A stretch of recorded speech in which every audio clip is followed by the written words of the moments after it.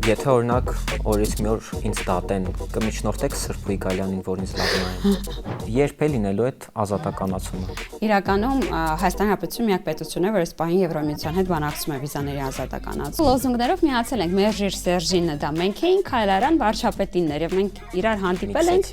Կա ելույթ ազգային ժողովում, որի համար փոշմանում եք։ Չէ, չկա։ Black Eyed Peas-ից սկսած մինչև Ագուտին, ասենց ասեմ։ Պերաշկել չեմ սիրում, դրա համար Ընդվզել եք ԿՊ-ի դեմ։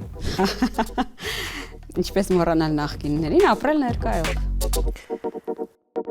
Ինչպես կասեր 4 օրով Շենգեն վիզա ստացած Հռոմում ապերոլ խմող աղջիկը,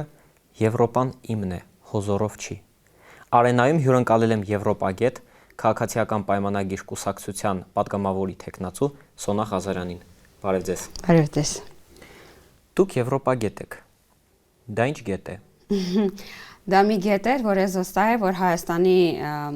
ջրերով չի անցնելու, որովհետև երբ որ ես որոշեցի, որ ես ուզում եմ դառնալ Եվրոպագետ, Սերժ Սարգսյանը որոշեց, որ Հայաստան գնում է դեպի ԵԱՏՄ, Մաքսային միություն, դա 13 թվականն էր, երբ ես հենց այդ տարի ընդունվեցի College of Europe, ինքը իրականում ԵՄ մանդատի տակ գտնվող միակ ուսումնական հաստատությունն է, եւ ես եւ իմ գործընկեր Արման Եղոյանը հենց միասին ենք սովորել եւ այնտեղ ծանոթացել, երկուսս մասնագիտությամբ հենց Եվրոպագետ ենք, եւ այն պահին, երբ որ Հայաստանը ամենակիչն ուներ Եվրոպագետի կարիք, մենք ստացանք այս մասնագիտացումը, մագիստրոսի կոչումը, բայց ուրախ եմ, որ հիմա ողջ գիտելիքս կարողանում եմ ծառայեցնել Հայաստանի Հանրապետությանը, որովհետև ըստ էության եվրոպական ինտեգրման գործընթացը այլևս անկասելի է։ Շատ են խոսում այս եվրոինտեգրումից, վիզաների ազատականացումից, երբ է լինելու այդ ազատականացումը։ Իրականում Հայաստանի Հանրապետությունը միակ պետությունն է, որ այս պահին Եվրոմիության հետ բանակցում է վիզաների ազատականացում, եւ դա սարերի հետևում չէ, բնականաբար, որովհետեւ գործողությունների ծրագիրն ենք ստացել եւ բարձր գնահատական կատարված աշխատանքի, որը ղեկավարում է իրականում մի հրաշալի կին, մեր ներքին գործերի նախարարը, ով այս գործընթացը առաջ է մղում եւ մենք կունենանք արդեն շոշափելի անձնագրերը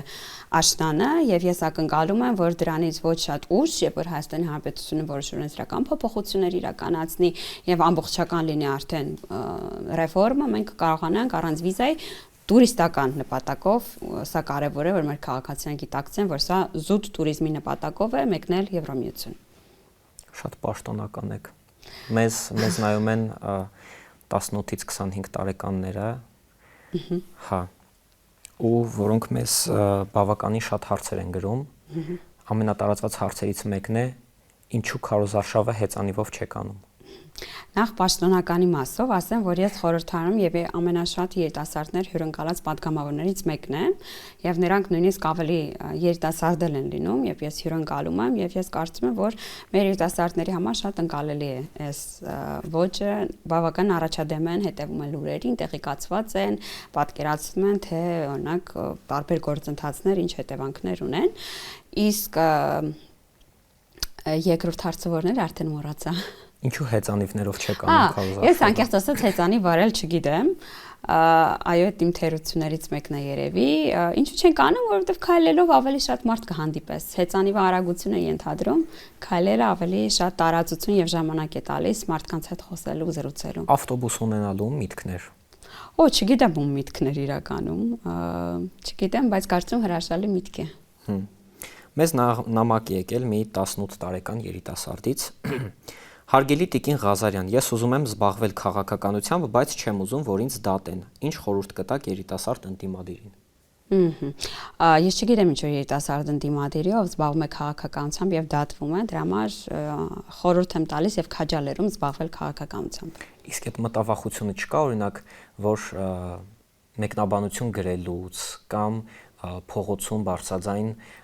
ընդդիմադիր կարծիք արտահայտելուց մարդկանց բերման են ենթարկում։ Դուք նկատել եք այդ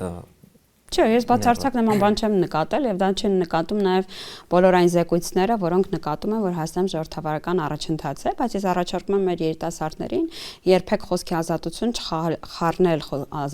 ատելության խոսքի հետ, խուլիգանության հետ, որոնք քրեորեն պատժելի արարքներ են։ Գիտեք, խոսքը, այո, խոսքի ազատություն գերագույն արժեք է, բայց որոշ հանցակազմեր, որոնք քրեորեն պատժել են եւ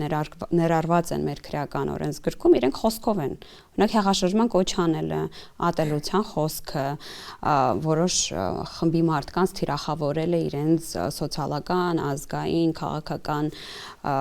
առանձնահատկություններով։ Սրանք բոլորը խոսքով կատարվող են եւ շատ հաճախ մարդիկ մտածում են, որ իրենց արտաբերած բառը Անակ հեղաշրջման կոչը չպետք է խախտվի, դա հասարակության ներկայացնելով ուրեմն խոսքի ազատության սոուսի ներքո։ Ես կարծում եմ, որ ցանկացած երիտասարդ մարդ, ով մուտք է գործում քաղաքականություն, պետք է տիրապետի օրենսդրությանը եւ հասկանա ինչը պատժելի, ինչը ողջունելի։ Քանի խոսեցինք դատվելուց,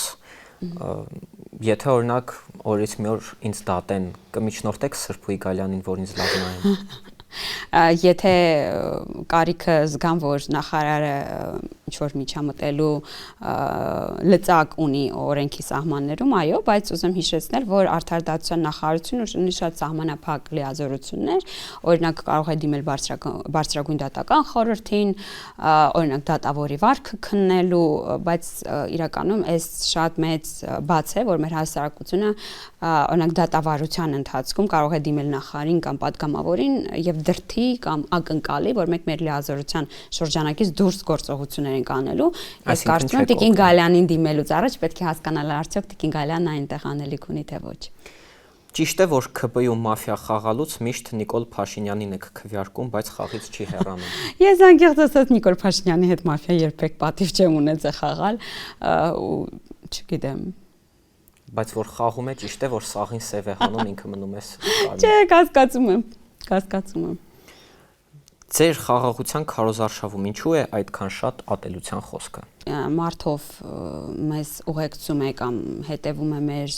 ընթացքին, իսկ իրականում մեր ուղիղ եթերը անդադար են, նույնիսկ այն ժամանակ, երբ որ մենք հաց ենք ուտում։ Իսկ ինքը ընդհանրապես չի դադարում։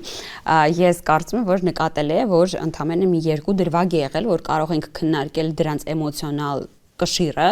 բայց որ ատելության խոսք լինի, չէ։ Ես նույնիսկ կարող եմ ասել, որ մենք ընդգծված դրական քարոզարշավ ենք ունենում եւ ունեցել։ Ես դες հիշում եմ 18 թվականին ձեր ազգային ժողովի այն ելույթից, որտեղ դուք խոսում եք, որ տղամարդիկ պետք է իրանց էմոցիաներին ազատություն տալ, լաց լինել։ Նիկոլ Փաշինյանը, որ քարոզարշավի ժամանակ գորգռում է, դա էլ է էմոցիաներին ազատություն տալու միջոց։ Ես կարծում եմ, որ վարչապետը ինքն էլ այս մասին խոսել է, էմոցիոնալ մարդ է, ով սիրում է հայրենիքը եւ ով չի հանդուրժում, ինչպես նաեւ ես, օրինակ, որ կարող են մեր զոհերի թիվը մեծացնել արհեստականորեն։ Ես օրինակ այդ 5000 թիվը որ լսում եմ, սարսռում եմ, որովհետեւ ինձ համար մեկ զինվորի մահնել է մահ, սուկ ու ցավ, եւ ես պարզապես չեմ հասկանում, ոնց մենք կարող ենք հազարով ավելացնել զոհերի թիվը քաղաքական նպատակներով ակնհայտորեն։ Ես պետք է ցավով ասեմ, որ մեր ընդդիմությունը վերածվել է ցավի մուրացկանների եւ իրենց քաղաքական կապիտալը բացառապես ցավի հիմքով են փորձում գեներացնել, նույն այդ 300,000 ադրբեջանցու թեման, որը տոտալ սուտ է, կամ օրինակ մանկապարտեզում, որ հային հերթ չի հասնի, ուտեւ ադրբեջանցի երեխային կհասնի, հասկանում եք, այդ այն աբսուրդության ժանրից է, բայց սա ցավ ու վախ առաջացնող նարատիվ է մեր քաղաքացիների համար, եւ դրա համար ընդդիմությունը մտել է այս դաշտ։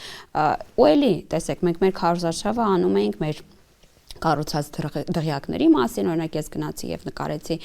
մեր համայնքներից մեկում կառուցված դպրոց, որտեղ սովորում են 89 աշակերտ, 107,000 աշակերտ առհասարակ Հայաստանում գնացել է նորակառույց դպրոց։ Սա ահռելի թիվ է եւ անկախությունից 30 տարի անց պատկերացրեք, որ մենք դեռ դպրոց ու մանկապարտեզ կառուցելու հարց ու խնդիր ենք լուծում եւ առհասարակ այս քարոզարշավը ընդհանուր առմամբ խաղաղության այդ մեր տեսանյութերը կան, որտեղ մենք ապրում ենք իրական Հայաստան երկի ներքո, այսինքն ինքը ընդհանուր առմամբ մենք նախապատրաստվել էինք դրական ոճով, բայց քանի որ ընդդիմությունը իրան որևէ ձև չի կարողանում տեղավորի խաղաղության մեջ, մենք ունենք այս վախի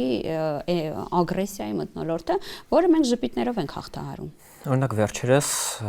Նիկոլ Փաշինյանը կազմակերպել էր երիտասարդների համար դիսկոտեկ։ Այո։ Բայց վերջին 20 տարում իրանից բացի ես Հայաստանում ոչ մեկը դիսկոտեկ չէր կազմակերպել։ Ինչի՞ հենց դիսկոտեկ, ասենք երիտասարդական party, rave, ասենք ի վերջո երիտասարդական drag show, ինչ դիսկոտեկ։ Իսկ դուք եղել եք այդ դիսկոտեկին։ Չէ։ Հրաշալի անցել, ես եղել եմ։ Եվ գիտեք,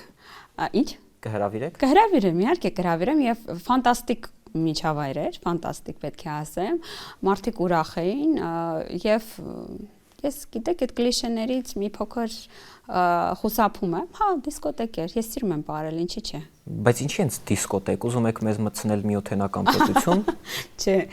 դիսկոտեկ, որովհետեւ վարչապետը նվագում էր եւ ակնկալիքն էր, որ երաժշտության ժանրը այնպեսին էր, որ մարդիկ ապրելու են։ Ռեյվի երաժշտություն չէր։ Բայց ռեյվի տակ էլ ենք ապրում։ Հա, բայց այս ռեյվի երաժշտություն չէր նախատեսելու։ Հա։ Տիկին Ղազարյան, սրտերը կոտրված աղջիկների ու տղաների միությունը մեզ նամակ է հղել, ինչպես մոռանալ նախկիններիդ։ Ինչպես մոռանալ նախկիններին, ապրել ներկայով։ Պարոն վարչապետ, հուսով եմ այս խոսքերը ձեզ կօգնեն, ինչպես մոռանալ նախկիններին։ Հայաստանում կին գործիչների թիրախավորումը ձեր կարծիքով ավելի շատ գալիս է տղամարդկանց կողմից, թե կանանց։ Ընկալում կա, որ կին քաղաքական գործիչներին ավելի շատ թիրախավորում են կանայք։ Եվ դա ճիշտ ընկալում եմ։ Թե ուղղակի, որ համացանցում կանայք ավելի ակտիվ են, ասենք տղամարդիկ ալարում են մտնեն ինտերնետ ինչ-որ բան գրեն։ Չէ, դա ճիշտ ընկալում եմ։ Բայց ինչու։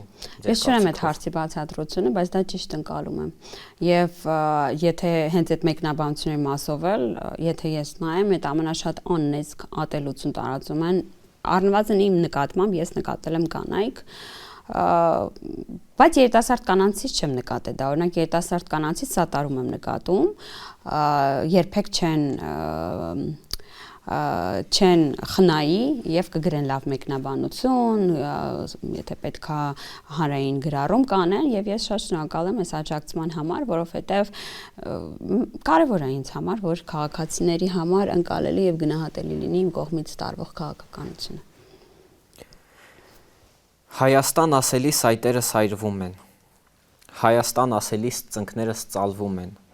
Հայաստան ասելիս աշխարհը իմ տունն է։ Հայաստան ասելիս Եկա չեմ ուզվելու։ Վարչապետի պես չի ստացվում, որովհետեւ այդ իմ կյանքի ամենաէմոցիոնալ պահերից էր, որովհետեւ որպեսզի պատկերացնեք, ես իմ ողջ հասուն կյանքը նվիրել եմ Հայաստանի ժողովրդավարության հաստատմանը, ու այդ ուղղակի խոսքեր չեն։ Ես 18 տարեկանից եղել եմ բոլոր ցույցերի ակտիվ մասնակից, ես նախաձեռնել եմ շարժումներ, օրինակ ընկերներիս հետ չէ, կանցկացնել Մերժիր Սերժին նախաձեռնությունը, ես իմ ընկերների հետ եմ նախաձեռնել ակտիվ մասնակցել։ Այդ լոզունգը ձերն էր, ոչ թե Նիկոլ Փաշինյանի։ Հա, մենք երկու լոզունգներով միացել ենք, Մերժիր Սերժինը դա մենք էինք, Քայլարյան վարչապետինն էր, եւ մենք իրար հանդիպել ենք եւ այո, հրաշալի սլոգան է ստացվել, բայց ես շատ երջանիկ եմ, որ Հայաստանում եւ դա հարցումներն են նաեւ ասում, որ Հայաստանում մեր հասարակությունը պատկերացնում է, որ իշխանության ձևավորումը պետք է լինի միայն սահմանադրական ձևով, այսինքն քաղաքացիները տոտալ վստահություն ունեն ընտրությունների նկատմամբ, ընտրական համակարգի նկատմամբ։ Հայկական քաղաքական դաշտը որպես երևի բուժառու ինչ միջամտության կարիք ունի։ Այս հարցին պատասխանելու համար պետք է զանգահարեք Անահիտ Ավանեսյանին ու հարցնեք նաև ապահովագրության տակ մտնում է թե չէ։ Նորից հարցը Հայաստանի հայկական քաղաքական դաշտը ինչ միջամտության կարիք ունի։ Շատ լավ։ Բայց քան որ դուք վերցել եք իմ հեռախոսը, ես չեմ կարող զանգել։ Կխնդրենք հրապարակ է մտնում Սոնա Ղազարյանի հեռախոսը։ Ակտուալ է, չէ։ Ահա։ Կարող եք զգուշացնել, որ բարձրախոսի վրա է նոր։ Տեսնենք պատասխանի Տիկին Ավանեսյան։ Նախագահականում եմ։ Վերադառնանք այն վիզաների թեմային, դուք ունեք վիզա, ինչքան ժամանակով է։ Ես ունեմ դիվանագիտական անձնագիր եւ ինքան ժամկետ վիզայի ընդհանրում։ Այսինքն այնքան երկար, ինչքան անձնագիրս գործում է, բացառությամբ մի քանի երկրների։ Հասկացա։ Այսինքն ես այսպես ասեմ, որ Ֆրանսիա եմ գնում, առանց վիզայի եմ գնում։ Դուք խոսեցիք Արփինե Սարգսյանի մասին, կմիջնորդեք ես այս տանեմ ինչ-որ մի բան։ Բայց գիտեք, ես ամենահետաքրքիր հարցն է, քաղաքացիներն շատ են այս հարցով միջնորդում, բայց իրականում վիզան դա այլ երկրի, ուրեմն այլ երկրի արտգործնախարարության լիազորությունն է, այսինքն որևէ մեկը չի կարող միջամտել վիզայի համար։ Որ ասենք նախարար մարդ է զանգում։ Չի զանգի, ու ճիշտ էլ կանի։ Վարչապետը աղջիկ չղջիկի տակ վիդեո ունի։ Դուք եք այդ երգը իրան խորհուրդ տվել, ինքը դժվար իմանար։ Ինձ թվում է ինքը գիտեր, որտեղ մենք ավտոբուսում այդ երգը լսել ենք, բայց վստահաբար ինքը գիտի, որ այդ երգը ես շատ եմ սիրում։ Էլ ինչ եք լսում ավտոբուսում, ամենա էքստրաորդինար երգը որն է եղել, որ ավտոբուսում լսել եք։ Այստեղ պետք է ասեմ, որ մի օր, երբ որ մենք գնում էինք Սյունիք, մեր ավտոբուսի DJ-ը Տիգրան Ավինյանն էր, եւ նա ֆանտաստիկ ցանկ ուներ երաժշտության, մենք ամբողջ ճանապարհ վայելել ենք պարոն Ավինյանի երգացանկը։ Ամեն ինչ, Black Eyed Peas-ից սկսած մինչև Ագուտին, ասենց ասեմ, Գուբինից մինչև ուր որ գնաս։ Հա։ Կա ելույթ ազգային ժողովում, որի համար փոշմանում եք։ Չէ, չկա։ Ընդհանրապես։ Ընդհանրապես։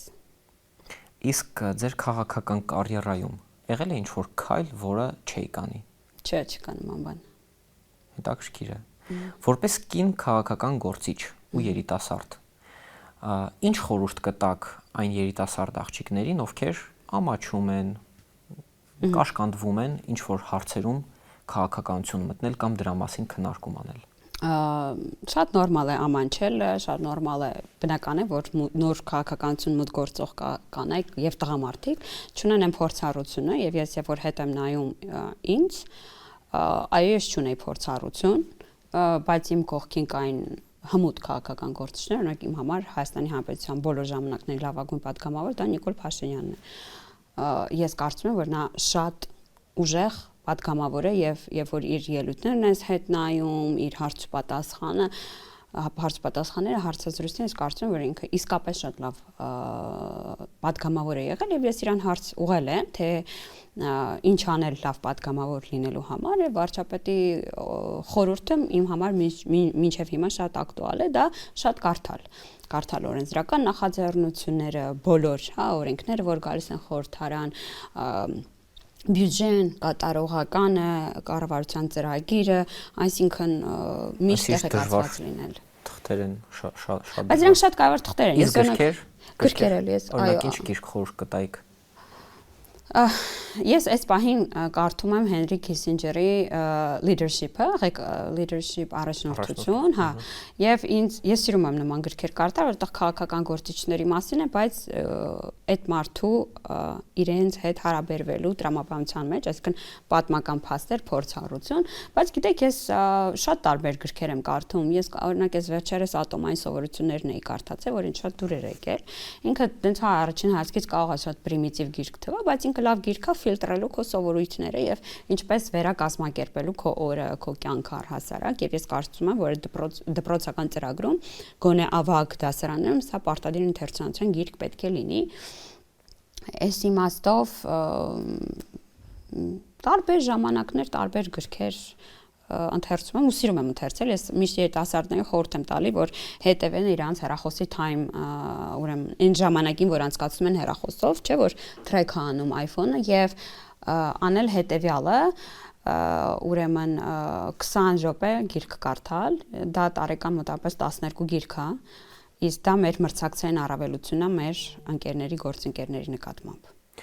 Խոսեցիք գործընկերներից։ Ինչու ազգային ժողովում կին քաղաքական գործիչները, կին պատգամավորները, օրինակ, չեն միավորվում, հանդես գան ինչ-որ միասնական օրենսդրական նախաձեռնությամբ կամ ինչ-որ, ասենք, միանակ բոլոր պատգամավորներով, անկախ նրանից իշխանական թե ընդդիմադիր ու օրինակ զսպեք Անդրանիկ Քոչարյանին։ Ես մի օրինակ կբերեմ, որ այսպես օթում չլինի, ուրեմն մենք ես, Տիկին Բաթոյանը, Զարուհին եւ Ծովինար Վարդանյանը օրենսդրական փոփոխություններ էինք բերել ընտանեկան բռնության գաղարգելման մասին օրենքով, հիմա դա կոչվում է ընտանեկան կենցաղային բռնություն, ու այնպիսի փոփոխություններ էին կարել, որ դրանց շահառու են դարձել նաև օրինակ զուգընկերները, մարդիկ, ովքեր ԶԱԳՍ-ով ամուսնացած չեն, որովհետև իրավագիրառը ոստիկանությունը մեզ ասել էր, որ շատ դեպքերում իրենք մտնում են տուն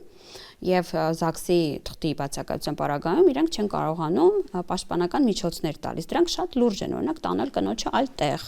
ապաստարաններ Հայաստանում կան, որտեղ բռնության զոհերին կարող է ստանել։ Մենք քրեականացրինք հետամտումը, դա մարդուն հետևելն է բարբերաբար, որ իր կենսակերպի վրա փոփոխություն է ունենում։ Սա շատ զգայուն թեմա է, ես կարծում եմ, եւ վերաբերել է հասարակության բոլոր շերտերին եւ նաեւ կանանց։ Եվ թվում է սա մի օրակարգ է, որ պետքա միավորի բոլոր կանանց խորհրդարանում, որովհետեւ մենք այտենց թողնես բոլորը խոսեն օր ու գիշեր կանանց իրավունքների մասին։ Եվ ընդդիմության ոչ մի կին պատգամավոր կողմ չի քվեարկել այս նախագծին։ Իսկ քննարկումներ եղել է, ասենք օրինակ իջնեք բուֆետում, ասեք ինչի։ Չի եղել, այս արդարության համար ասեմ, որ Տիկին Մկրտչյանը, Աննա Մկրտչյանը միակ կին պատգամավորը ձեռն պահա քվեարկել, բայց իրենց թողնա այսպես չէ միջազգային կառույցներում խոսեն, որ բռնությունը անընդունել է, բայց որ գալիս է քվեարկելու պահը, իրենք քաղաքական կամք չունեն դա ցուցաբերելու։ Եվ հետո էլ կթողնես ամբողջ օր գիշեր կխոսեն, որ ընտանեկան բռնության թվերն են շատացել եւ այլն։ Ես կարծում եմ, որ այս մարդկանց հետ ես չունեմ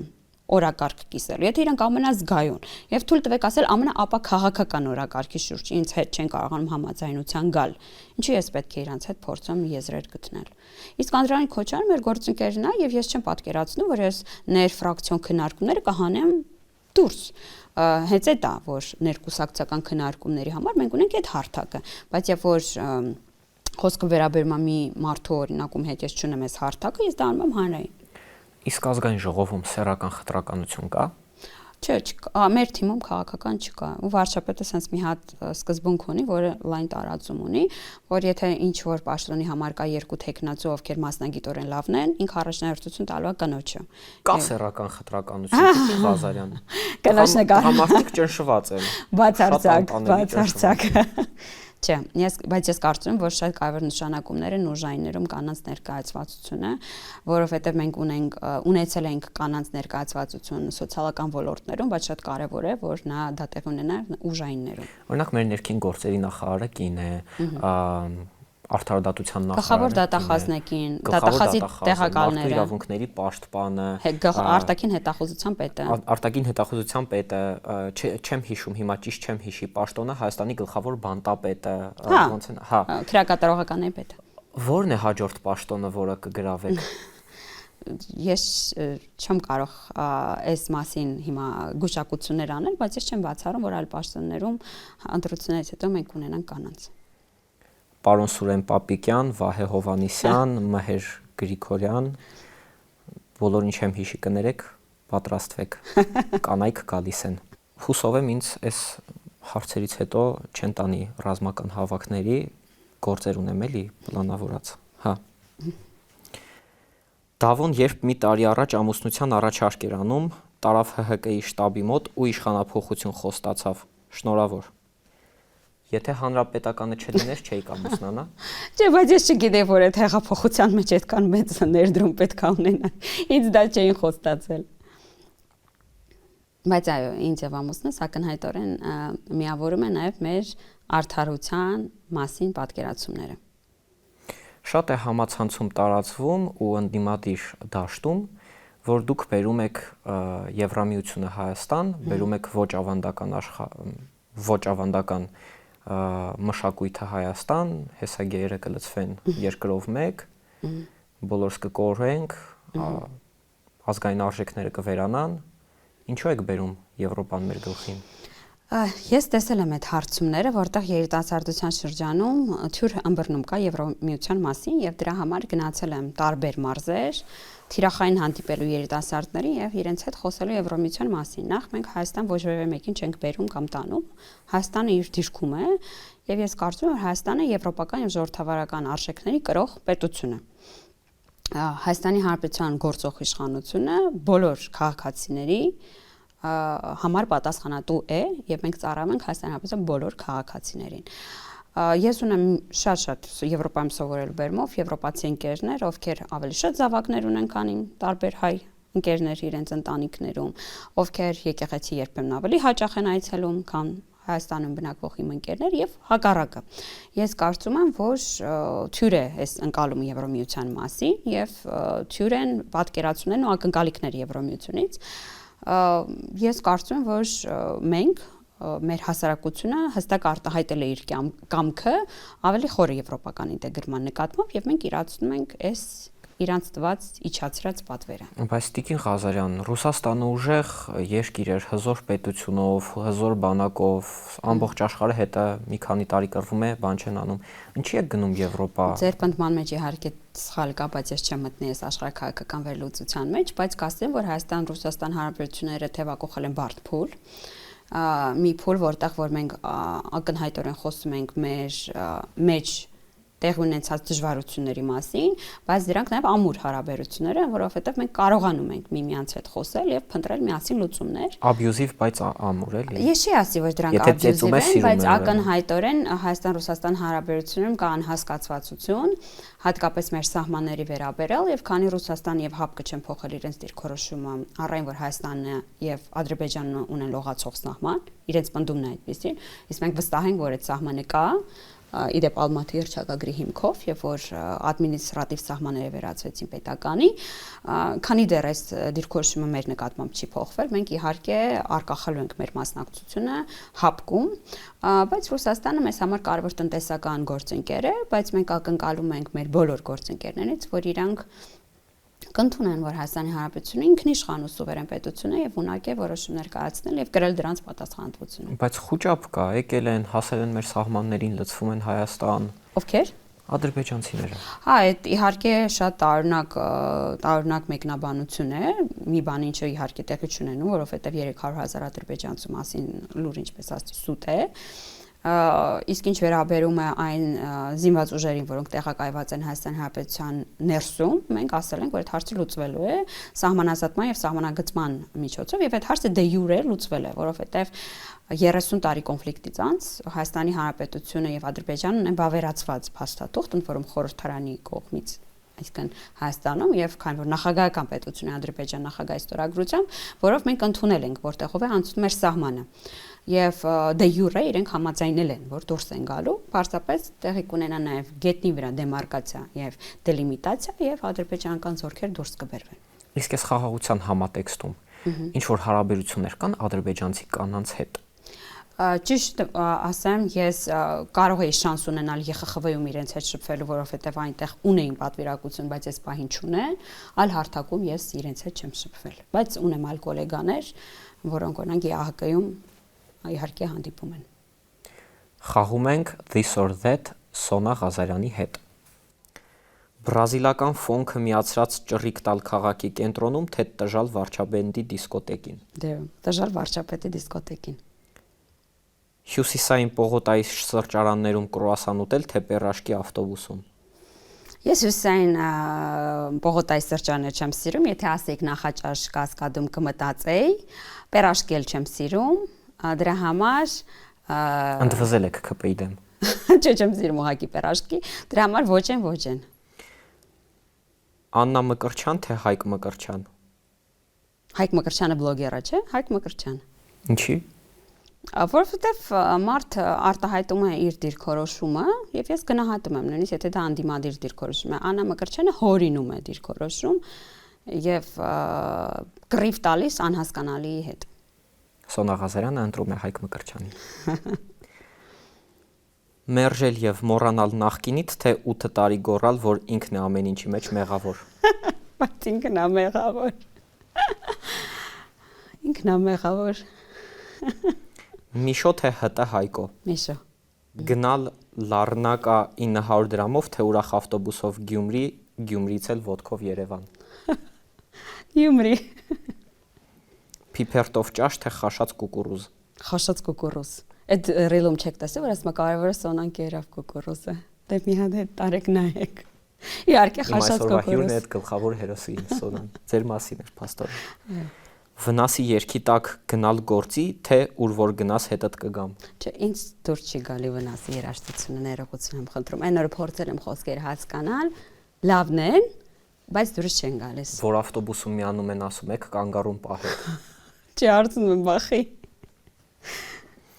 Լացել Mercedes-ում Zenfira-ի տակ, թե լացել BMW-ում Թաթուլի տակ։ Չէ Zenfira։ Պետրոս Ղազարյան, թե Էդգար Ղազարյան, թե Զառա Ղազարյան։ Պետրոս Ղազարյան։ Ես իմ մանկության հուշն է Պետրոս Ղազարյանը, որովհետև ես դեռ 13 կամ 15 տարեկան եմ եւ իմ պապիկը պարտաճանաչ միացնում էր կենտրոն հեռուստաալիքը եւ ես իր հետ նայում էի այդ հաղորդումը, կարող եմ ասել, մեծացել եմ Պետրոսի ներքո։ Բայց հետաքրքիր կլիներ, որ գնայիք Պետրոս Ղազարյանի մոտ հարցազրույց, մեկի Էդգար Ղազարյանը նկարեր Ղազարյան versus Ղազարյան versus Ղազարյան։ Դե իրան շատ չկա կարա անի։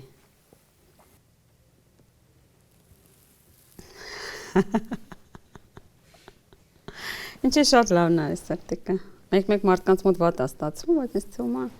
շատ վատ է ստացվում։ Մեկ Բգիտեք հեշտ է։ Սրտի կանելը։ Հա։ Դե արեք։ Ասենք, եթե խոսեինք արտաքին քաղաքականության համատեքստում ինչ որ լուրջ աշխարհաքաղաքական խնդիրներ լուծելուց, ասեի, հա, բայց սրտի կանելը Դե տենա, դες մա քիչ վատ է կա։ Իմ մոտ լավ է ստացվում, բայց կկտրենք ասեն, հա, լրագրողը անաչառ չէ, բան, անկողմնակալ չէ, բայց ստացվում է։ Հա, ստացվում է։ Դա լավ է, ճկոտների չածնան։ Դիքը տարբերակ կա, սենց է կա։ Սենց է կա։ Այն օրը զգացի, որ սենց է սկսել անել։ Արենայում հյուրընկալել էի քաղաքացիական պայմանագիր կուսակցության պատգամավորի տեխնացու Սոնա Ղազարյանին։ Շնորհակալություն։ Ես եմ շնորհակալ։